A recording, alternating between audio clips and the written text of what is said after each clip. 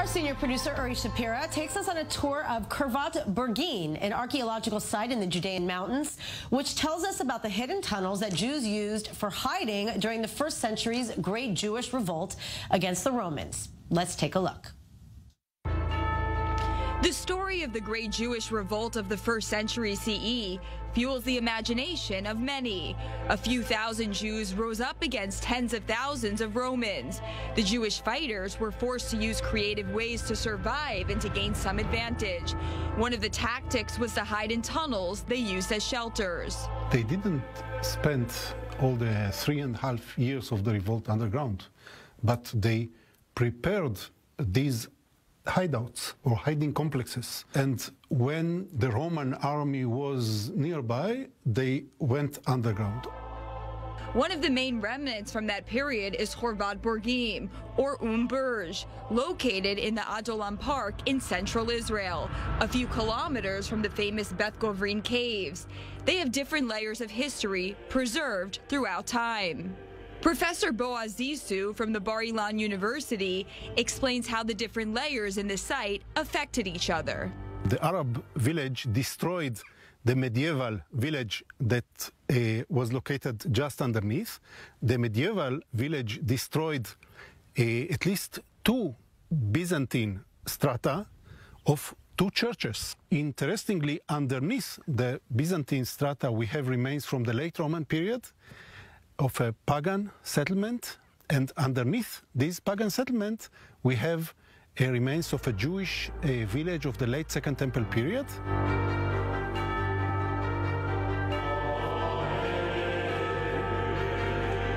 As we crawl down, we see the fascinating life the Jewish rebels had underground.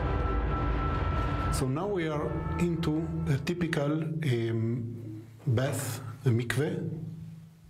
And interestingly, this mikveh was obliterated when the hiding complex was created. So these Jews who yesterday were so concerned about purity and impurity, suddenly, when the need arose, they were ready to obliterate this ritual infrastructure.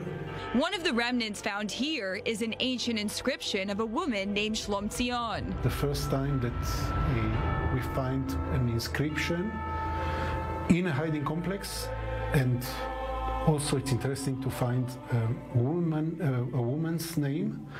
We know from the Jewish sources that women used to hide under certain conditions when soldiers were above in these systems.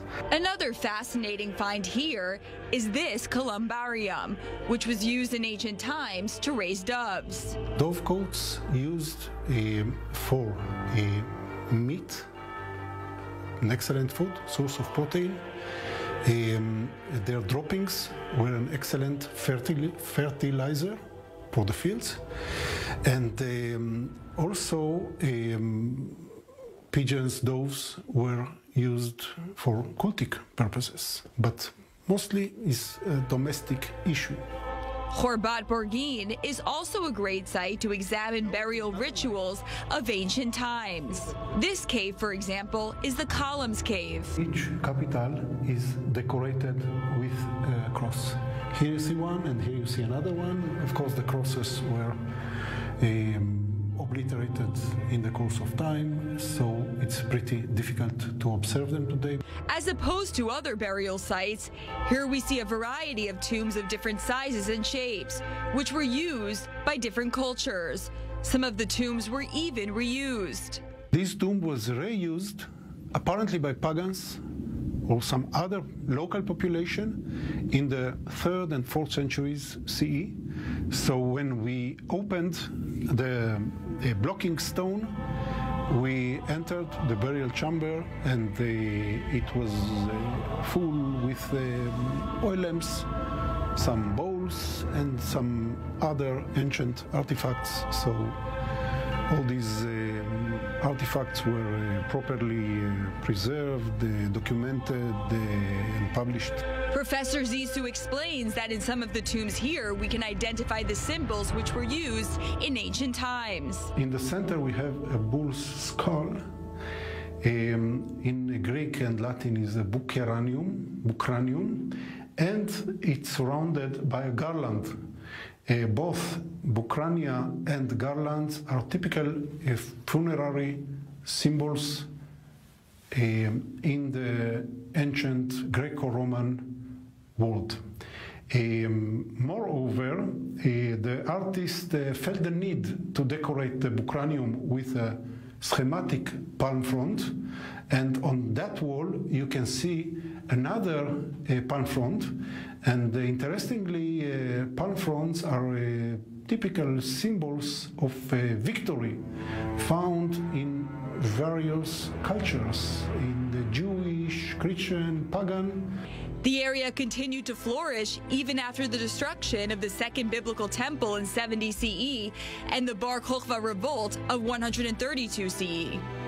Experts suggest that Khorvat Burgin is in fact the so-called Kfar Bish mentioned in the Talmud as a Jewish village destroyed during that revolt. Despite the impressive hidden tunnel complex, the city quickly surrendered to the Romans, a disastrous defeat of that time. During the Byzantine era, an impressive church was built here. In 1948, this site was also involved in the Israeli-Arab War. And one night in November of 1948, towards the end of the war, when Israel was trying to organize its borders, it took some more land. It came up here with the force of Givati soldiers, and they blew up the remaining houses. And this is just the remnants of the houses. No one lived here since then. That was 1948, until archaeologists caught grave robbers here about 20 years ago, 25 years ago, and that's when history started coming back to Khorvat Burgin. 2,000 years after these battles, the site continues to be a great source of knowledge of the life that was above the ground and underneath it.